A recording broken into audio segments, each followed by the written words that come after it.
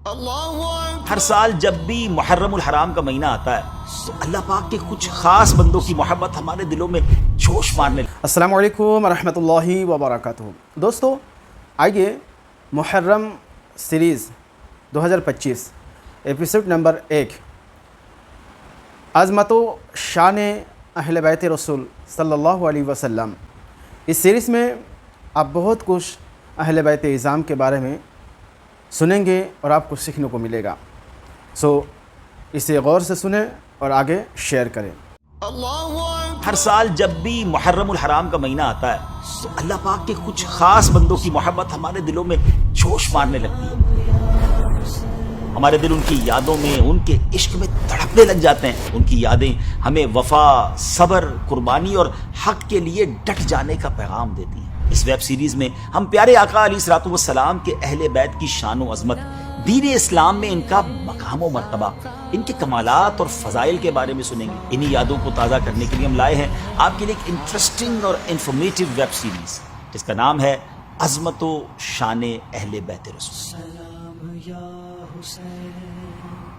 کسی نے کیا خوب کہا ہے کہ غریب و سادہ و رنگی ہے داستان حرم، غریب و سادہ و رنگی ہے داستان حرم، نہایت اس کی حسین ابتدا ہے اسماعیل۔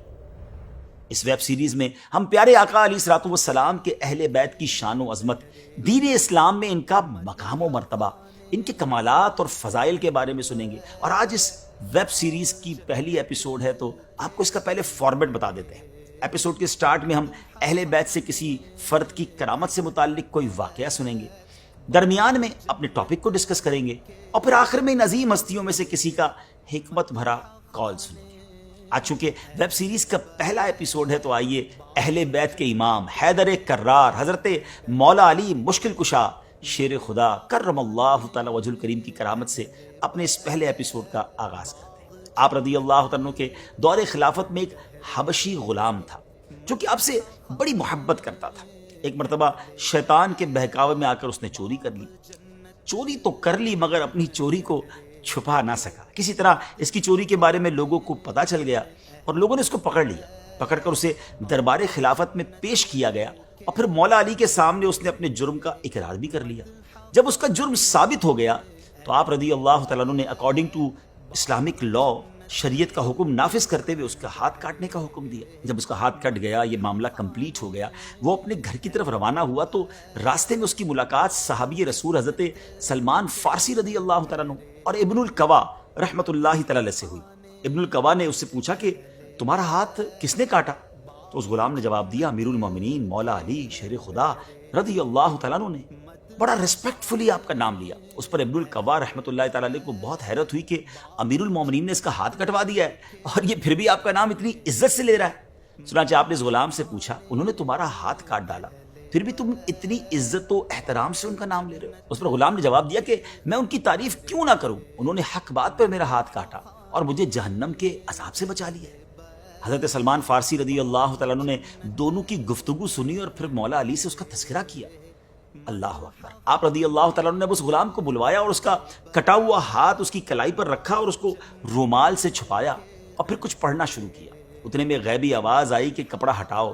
جب لوگوں نے کپڑا ہٹایا تو دیکھا کہ غلام کا کٹا ہوا ہاتھ کلائی سے اس طرح جڑ گیا تھا کہ گویا کبھی جدا ہی نہ ہوا، کہیں کٹنے کا کوئی نشان تک نہیں تھا۔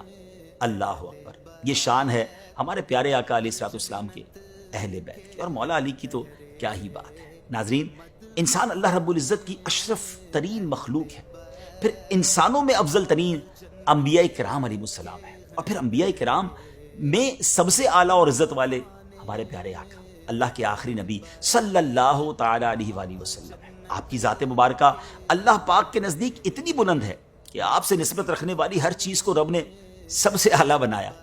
آپ سے منسوب ہر لمحہ، ہر شخصیت، ہر چیز اللہ کے ہاں محترم ہے۔ جس شہر نے آپ کے قدم بوسی کی وہ بلد امین کہلایا، جو زمانہ آپ کی خوشبو سے مہکا اس کی قسمیں ذکر کی گئیں، جنہوں نے آپ کا مقدس زمانہ پایا اور آپ پر جانیں قربان کی، وہ مومنون، متقون، مفلحون اور راشدون کے لقب سے نوازے گئے۔ انسان تو انسان، حیوان اور بے جان چیزوں نے بھی آپ کی نسبت سے فیض پایا۔ الغرض جس کو آپ علیہ الصلوۃ والسلام سے ادنا سی بھی نسبت ہو گئی اس کا مقام اللہ کی بارگاہ میں بلند ہو گیا۔ جب ہمارے پیارے آقا علیہ الصلوۃ والسلام سے ادنا سی نسبت والا بھی اللہ کے ہاں مرتبہ پا لیتا ہے تو اندازہ لگائیے نا کہ ان لوگوں کی شان و عظمت کا جن سے آپ علیہ الصلوۃ والسلام کا خونی رشتہ ہے، جن کی رگوں میں آپ علیہ السلام کا مبارک خون دوڑتا ہے، پیارے آقا کا خاندان، پیارے آقا کی اولاد، کیا شان اور کیا مقام ہوگا ان کا اللہ پاک کی بارگاہ میں۔ سبحان اللہ، اس بات پر تمام اہل اسلام کا اتفاق ہے کہ جس طرح آپ علیہ الصلوۃ والسلام اپنی ذات کے اعتبار سے افضل ہیں، اس طرح آپ کا خاندان بھی تمام خاندانوں سے افضل و اعلیٰ ہے، آپ کا گھرانہ تمام گھرانوں سے افضل و اعلیٰ ہے۔ اور ناظرین، ایسا ہو بھی کیوں نہ کہ یہ اللہ کے حبیب علیہ الصلوۃ والسلام کا خاندان ہے، اہل بیت نبوت ہیں۔ سبحان اللہ، اہل بیت نبوت یہ نام ہے ایک عظیم نسبت کا، ایک مقدس نسب کا، جو دنیا کے تمام نسبوں سے اس لیے افضل و برتر ہے کہ اس کا مرکز و محور وہ عظیم ہستی ہے جو اللہ رب العزت کی مخلوق میں اپنا ثانی نہیں رکھتی۔ ناظرین، پیارے آقا علیہ الصلوۃ والسلام کے مبارک خاندان کے لیے ورڈ یوز کیا جاتا ہے اہل بیت نبوت۔ اہل بیت یہ عربی کے الفاظ ہیں نا، بیت کہتے ہیں گھر کو، اہل والے یعنی گھر والے، اس کا مطلب یہ بنا کہ گھر والے۔ جب اہل بیت رسول کا لفظ بولا جاتا ہے تو اس سے مراد نبی پاک علیہ الصلوۃ والسلام کی ازواج مطہرات، یعنی آپ کی پاک بیویاں امہات المومنین، حضرت خاتون جنت بی بی فاطمہ الزہرا رضی اللہ تعالیٰ عنہ، مولا علی شیر خدا کرم اللہ تعالیٰ وجہ الکریم، اور حسنین کریمین یعنی امام حسن اور امام حسین رضی اللہ تعالیٰ عنہم، یہ سب داخل ہوتے ہیں۔ ناظرین، اہل بیت کی شان بیان کرنے کے لیے قرآن پاک میں اللہ کریم نے مختلف مقامات پر ان کا ذکر بڑے شاندار انداز سے ہوا۔ پہلے ہم سنتے سورہ احزاب کی آیت نمبر 33، اللہ اکبر، کمال کی آیت ہے۔ اللہ فرماتا ہے انما یرید اللہ لیذھب عنکم الرجس اہل البیت ویطہرکم تطہیرا۔ اے نبی کے گھر والوں، اللہ تو یہی چاہتا ہے کہ تم سے ہر ناپاکی دور فرما دے اور تمہیں پاک کر کے خوب صاف ستھرا کر دے۔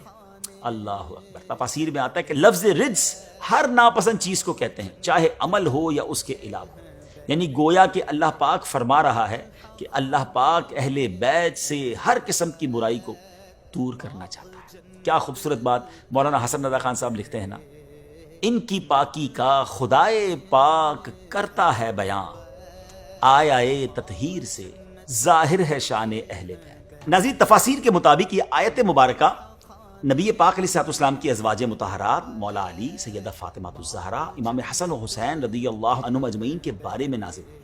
اور یاد رہے کہ ازواج مطہرات اس آیت میں شامل ہیں کیونکہ اس بات کی دلیل یہ ہے کہ آگے پیچھے سارا کلام ہی ان سے متعلق ہو رہا ہے، اور مولا علی، حضرت فاطمہ، امام حسن و حسین بھی شامل ہیں۔ اور اس کی دلیل یہ روایت ہے کہ بی بی عائشہ صدیقہ رضی اللہ تعالیٰ عنہ فرماتی ہیں کہ ایک صبح نبی پاک علیہ الصلوۃ والسلام ایک دھاری دار سیاہ بالوں کی چادر پہنے ہوئے نکلے۔ ابھی آپ تشریف فرما تھے کہ حضرت فاطمہ الزہرا رضی اللہ تعالیٰ عنہ تشریف لے آئیں، آپ نے انہیں چادر میں داخل کر لیا۔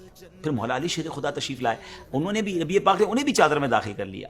پھر حضرت امام حسن، امام حسین، دونوں کو بھی نبی پاک علیہ الصلوۃ والسلام نے چادر میں داخل کیا، اور پھر یہ آیت مبارکہ تلاوت فرمائی۔ حضرت انس بن مالک رضی اللہ تعالیٰ عنہ کہتے ہیں کہ رسول پاک علیہ الصلوۃ والسلام 6 مہینوں تک حضرت فاطمہ الزہرا رضی اللہ تعالیٰ عنہ کے دروازے پر آتے رہے، جبکہ آپ فجر کی نماز کے لیے نکلتے، آپ علیہ الصلوۃ والسلام دروازے کے پاس تشریف لا کر فرماتے الصلاۃ یا اہل البیت، یعنی اے اہل بیت، نماز کا وقت ہو گیا۔ اس کے بعد یہ آیت مبارکہ تلاوت فرماتے ہیں۔ کیسی آیت ہے کہ جس میں اہل بیت کی پاکی کا بیان ہے، ان سے ہر برائی، ہر بری چیز کو دور کرنے کا اعلان ہے۔ یہ تو تھی آیت تطہیر، سبحان اللہ۔ اور یہ ہے میرے آقا کا گھرانہ، اور حسنین کریمین ہوں، مولا علی ہوں، بی بی فاطمہ ہوں، تو اعلیٰ حضرت کا وہ شعر یاد آتا ہے۔ اعلیٰ حضرت لکھتے ہیں نا، کیا بات رضا اس چمنستان کرم کی، کیا بات رضا اس چمنستان کرم کی، زہرا ہے کلی جس میں حسین اور حسن پھول۔ ناظرین، یہ تو بات تھی آیت تطہیر، جس سے یہ واضح طور پر ہمیں معلوم ہوتا ہے کہ نبی پاک علیہ الصلوۃ والسلام کے اہل بیت کی شان و عظمت کیا ہے۔ اب ایک اور آیت مبارکہ، اللہ اکبر، کیا امیزنگ واقعہ ہے یہ، اس کو کہتے ہیں آیت مباہلہ۔ اس کا بیک گراؤنڈ یہ ہے کہ نبی پاک علیہ الصلوۃ والسلام تبلیغ اسلام کے لیے ڈفرنٹ کنٹریز اور علاقوں میں صحابہ کرام علیہم رضوان کو بھیجا کرتے تھے، اور ان میں سے کچھ تو ان مبلغین کے سامنے ہی دعوت اسلام قبول کر کے مسلمان ہو جاتے تھے، جبکہ کچھ لوگ اس بات کی خواہش کرتے تھے کہ ہم خود براہ راست بارگاہ نبوت میں حاضر ہو کر آپ علیہ الصلوۃ والسلام کے بارگاہ میں آ کر دین اسلام کے بارے میں کچھ معلومات لیں گے، کچھ سوالات ہیں، کچھ کنفیوژنز ہیں جن کو دور کریں گے۔ اسی سلسلے میں 9 ہجری میں ایک وفد، ایک ڈیلیگیشن جو تھا وہ نجران سے نبی پاک کی بارگاہ میں آیا، یہ نجران کے عیسائیوں کا ایک ڈیلیگیشن تھا، اس میں 60 لوگ تھے، 60 سوار تھے، اور 24 افراد تو ان میں وہ تھے جو سردار تھے، وہاں کے عزت دار لوگ تھے، اور ان میں 3 ان سب کے لیڈرز تھے، یعنی ان کے ہاتھوں میں نجران کے نصارہ کا مذہبی اور قومی سارا نظام تھا۔ وہ بڑا ہائیلی وی آئی پی ڈیلیگیشن تھا، اور اس میں 3 لوگ تو وہ تھے جن کے ہاتھ میں سارا نظام تھا۔ ان میں ایک عاقب جس کا نام عبد المسیح تھا، دوسرا ایہم، اور تیسرا شخص ابو حارثہ بن القمہ تھا۔ ان لوگوں نے نبی پاک علیہ السلام سے بہت سارے کوسچن کیے، پیارے آقا علیہ السلام جواب ارشاد فرماتے رہے، یہاں تک کہ انہوں نے حضرت عیسیٰ علیہ السلام کے بارے میں پوچھنا شروع کیا۔ اس ٹاپک پر آ کر انہوں نے یہ بات ماننے سے انکار کر دیا کہ حضرت عیسیٰ علیہ السلام کنواری حضرت مریم کے پیٹ سے بغیر باپ کے پیدا ہوئے۔ اس موقع پر یہ آیت نازل ہوئی جس کو آیت مباہلہ کہتے ہیں۔ اللہ پاک نے فرمایا، ان مثل عیسیٰ عند اللہ کمثل آدم خلقہ من تراب ثم قال له کن فیکون الحق من ربک فلا تکن من الممترین فمن حاجک فیہ من بعد ما جاءک من العلم فقل تعالوا ندعو ابناءنا وابناءکم ونساءنا ونساءکم وانفسنا وانفسکم ثم نبتہل فنجعل لعنت اللہ علی الکاذبین۔ ناظرین، اس آیت کا ترجمہ سنتے ہیں۔ بے شک عیسیٰ کی مثال اللہ کے نزدیک آدم کی طرح ہے، جسے اللہ نے مٹی سے بنایا، پھر اسے فرمایا ہو جا تو وہ فوراً ہو گیا۔ اے سننے والے، حق تیرے رب کی طرف سے ہے، بس تم شک کرنے والوں میں سے نہ ہونا۔ پھر آگے فرمایا، پھر اے حبیب تمہارے پاس علم آ جانے کے بعد جو تم سے عیسیٰ کے بارے میں جھگڑا کریں تو تم ان سے فرما دو، آؤ ہم اپنے بیٹوں کو اور تمہارے بیٹوں کو، اور اپنی عورتوں کو اور تمہاری عورتوں کو، اور اپنی جانوں کو اور تمہاری جانوں کو مقابلے میں بلا لیتے ہیں، پھر مباہلہ کرتے ہیں اور جھوٹوں پر اللہ کی لعنت ڈالتے ہیں۔ یہاں مباہلے کا ذکر ہو رہا ہے، اس کا مطلب ذرا سمجھ لیجیے، یہ امیزنگ یوں سمجھے کہ ایک ایونٹ تھا۔ مباہلے کا آسان سا مفہوم یہ ہے کہ 2 مد مقابل آپس میں یوں دعا کریں کہ اگر تم حق پر ہو اور میں باطل پر ہوں تو اللہ تعالیٰ مجھے ہلاک کر دے، اور اگر میں حق پر اور تم باطل ہو تو اللہ تعالیٰ تجھے ہلاک کرے۔ پھر یہی بات دوسرا فریق بھی کہے۔ جب نبی کریم علیہ السلام نے نجران کے عیسائیوں کو یہ آیت پڑھ کر سنائی اور انہیں مباہلہ کی دعوت دی تو وہ کہنے لگے کہ ہم پہلے غور اور مشورہ کر لیں، کل آپ کو جواب دیں گے۔ پھر وہ آپس میں جب جمع ہوئے اور اپنے سب سے بڑے عالم عاقب سے کہا کہ اے عبد المسیح، مباہلہ کرنے کے بارے میں آپ کی کیا رائے ہے؟ اس نے کہا، اے نصارہ کی جماعت، تم پہچان چکے ہو کہ محمد اللہ کے رسول ہیں صلی اللہ علیہ وسلم، تم نے ان سے مباہلہ کیا تو سب کے سب ہلاک ہو جاؤ گے۔ اب اگر تم نصرانیت پر قائم رہنا چاہتے ہو تو ایک ہی حل سمجھ آتا ہے، وہ یہ کہ انہیں چھوڑ دو اور واپس گھروں کو لوٹ چلو۔ ناظرین، مشورہ ہونے کے بعد جب وہ پیارے آقا علیہ السلام کی خدمت میں حاضر ہوئے تو انہوں نے کیا دیکھا کہ آپ علیہ السلام کی گود میں امام حسین رضی اللہ تعالیٰ عنہ ہے، دستے مبارک میں امام حسن رضی اللہ تعالیٰ عنہ کا ہاتھ ہے، اور حضرت فاطمہ رضی اللہ تعالیٰ عنہا اور مولا علی شیر خدا پیارے آقا کے پیچھے ہیں، اور آپ ان سے فرما رہے ہیں کہ جب میں دعا کروں تو تم سب نے آمین کہنا ہے۔ کہ مباہلہ تھا، اللہ کے محبوب کی دعا اور ان عظیم پیاروں کی آمین۔ ان نصرانیوں نے کہاں بچنا تھا۔ نجران کے سب سے بڑے عیسائی پادری نے جب ان حضرات کو دیکھا، ان نورانی چہروں کو دیکھا، وہ کہتا ہے جماعت نصارہ، میں ایسے چہرے دیکھ رہا ہوں کہ اگر یہ لوگ اللہ سے پہاڑ کو ہٹا دینے کی دعا کریں تو اللہ تعالیٰ پہاڑ کو اپنی جگہ سے ہٹا دے۔ ان سے مباہلہ نہ کرنا ورنہ ہلاک ہو جاؤ گے، اور قیامت تک روئے زمین پر کوئی عیسائی باقی نہ رہے گا۔ یہ سن کر ان نصرانیوں نے نبی کریم علیہ السلام کی خدمت میں عرض کی کہ ہم مباہلہ نہیں کرنا چاہتے، اور پھر آخرکار انہوں نے جزیہ دینا منظور کیا اور وہاں سے روانہ ہو گئے۔ ناظرین، اللہ پاک کی بارگاہ میں دعائے مصطفیٰ اور آمین اہل بیت کا اندازہ تو لگائیں کہ ہمارے پیارے آقا صلی اللہ تعالیٰ علیہ وآلہ وسلم نے فرمایا، مجھے قسم ہے اس ذات کی جس کے قبضہ قدرت میں میری جان ہے، اہل نجران کے سروں پر عذاب آ ہی گیا تھا۔ اگر وہ مباہلہ کرتے تو ان کی شکلیں بگڑ کر بندروں اور سوروں جیسی ہو جاتی، ان کی ساری وادی بھڑکتی ہوئی آگ سے بھر جاتی، نجران اور نجران کے رہنے والے یہاں تک کہ درختوں پر پرندے بھی تباہ و برباد ہو جاتے، اور سال گزرنے نہ پاتا کہ تمام عیسائی ہلاک ہو جاتے۔ ایک اور آیت مبارکہ جس سے اہل بیت نبوت کی شان معلوم ہوتی ہے، سورہ شورى کی آیت نمبر 23 میں اللہ پاک ارشاد فرماتا ہے، قُلْ لَا أَسْأَلُكُمْ عَلَيْهِ أَجْرًا إِلَّا الْمَوَدَّةَ فِي الْقُرْبَى، تم فرماؤ میں اس پر یعنی رسالت کی تبلیغ پر تم سے کوئی معاوضہ یعنی بدلہ طلب نہیں کرتا مگر قرابت کی محبت۔ ناظرین، یہ آیت آیت مودہ کہلاتی ہے کیونکہ اس آیت مبارکہ میں اہل بیت اطہار سے محبت اور مودت رکھنے کا حکم دیا گیا ہے۔ اس آیت مبارکہ کا شان نزول یہ بیان کیا گیا ہے کہ جب پیارے آقا علیہ الصلوۃ والسلام مکے سے ہجرت کر کے مدینہ منورہ تشریف لائے تو انصار نے دیکھا کہ آپ علیہ الصلوۃ والسلام کے ذمے اخراجات بہت ہیں اور مال کچھ بھی نہیں ہے، تو انہوں نے آپس میں مشورہ کیا اور نبی پاک علیہ الصلوۃ والسلام کے حقوق و احسانات یاد کر کے آپ کی خدمت میں پیش کرنے کے لیے بہت سا مال جمع کیا۔ پھر آپ اس کو لے کر آپ علیہ الصلوۃ والسلام کی خدمت میں حاضر ہوئے اور عرض کیا کہ یا رسول اللہ صلی اللہ تعالی علیہ وسلم، آپ کی بدولت ہمیں ہدایت نصیب ہوئی اور ہم نے گمراہی سے نجات پائی۔ ہم دیکھتے ہیں کہ آپ کے اخراجات بہت زیادہ ہیں، اس لیے ہم یہ مال آپ کی خدمت میں نظر کرنے کے لیے لائے ہیں۔ پیارے آقا علیہ الصلوۃ والسلام، آپ مہربانی فرما کر یہ مال قبول فرمائیں اور ہماری عزت میں اضافہ فرمائیں۔ اس پر یہ آیت کریمہ نازل ہوئی جس میں اللہ پاک نے اپنے محبوب علیہ الصلوۃ والسلام سے فرمایا، تم فرماؤ میں رسالت کی تبلیغ پر تم سے کوئی معاوضہ طلب نہیں کرتا مگر قرابت کی محبت۔ پھر آپ علیہ الصلوۃ والسلام نے اس مال کو اپنے صحابہ کو واپس لوٹا دیا۔ حضرت سعید بن جبیر اور عمر بن شعیب نے اس آیت کی تفسیر میں فرمایا کہ میں تم سے اتنا چاہتا ہوں کہ تم میرے قرابت داروں اور میری اولاد سے محبت کرو اور ان کے معاملے میں میرا لحاظ کرو، یعنی اہل بیت سے محبت رکھنا یہ اللہ پاک کا حکم ہے۔ ناظرین، نبی پاک علیہ الصلوۃ والسلام نے اپنی قرابت اور اپنے اہل بیت کی محبت کو ہمارے اوپر فرض و واجب قرار دیا ہے، اور یہ وجوب اس آیت مبارکہ سے ثابت ہے۔ آپ علیہ الصلوۃ والسلام نے تبلیغ دین کے ذریعے ہم پر جو احسان فرمایا اس پر آپ علیہ الصلوۃ والسلام نے ہم سے کبھی کوئی اجر طلب نہیں فرمایا سوائے اس کے کہ آپ کے اہل بیت اور قرابت سے محبت کریں۔ ناظرین، یہ ہے اہل بیت کی محبت اور یہ ہمارے ایمان کا تقاضا ہے۔ بندہ کامل مومن نہیں ہو سکتا جب تک نبی پاک کے اہل بیت سے پیار نہ کرے، اپنے گھر والوں سے زیادہ پیارے آقا کی گھر والوں سے محبت اور ان کی عزت کرے، اپنے بچوں سے زیادہ نبی پاک کی اولاد کی عزت کرے، ان سے محبت کرے، اور یہی ہمارے ایمان کا تقاضا ہے۔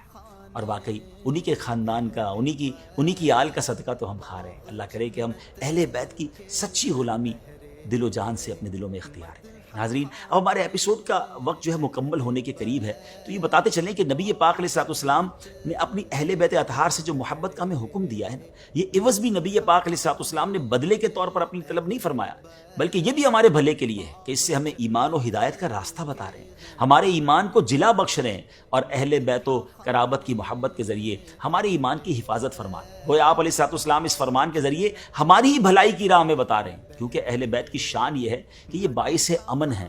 پیارے آقا نے فرمایا میرے اہل بیت زمین والوں کے لیے امان ہیں، جب میرے اہل بیت نہ رہیں گے اس وقت زمین والوں پر وہ نشانیاں ظاہر ہو جائیں گی جن کا ان سے وعدہ کیا گیا ہے۔ ناظرین، اب ایپیسوڈ کا وقت پورا ہونے کو ہے، تو آخر میں انشاءاللہ اپنے ہر ایپیسوڈ میں ایک عظیم ہستی کا فرمان سنیں گے، اور آج سبحان اللہ اس کا فرمان سنیں گے جس کے بارے میں میرے آقا فرماتے ہیں کہ میں علم کا شہر ہوں اور علی اس کا دروازہ ہے۔ مولا علی کا فرمان، آپ فرماتے ہیں جب کسی شخص کی عقل کامل ہو جاتی ہے تو اس کی گفتگو میں کمی آ جاتی ہے۔ اللہ اکبر! دیکھیں ایک جملے میں کیا کمال کی بات شیر خدا فرما رہے ہیں کہ فضول باتوں میں بندہ نہیں پڑتا، پھر اس کی گفتگو کم ہو جاتی ہے۔ اگر عقل کامل ہے تو پھر باتیں زیادہ نہیں ہوتی، ٹو دی پوائنٹ بات ہوتی ہے۔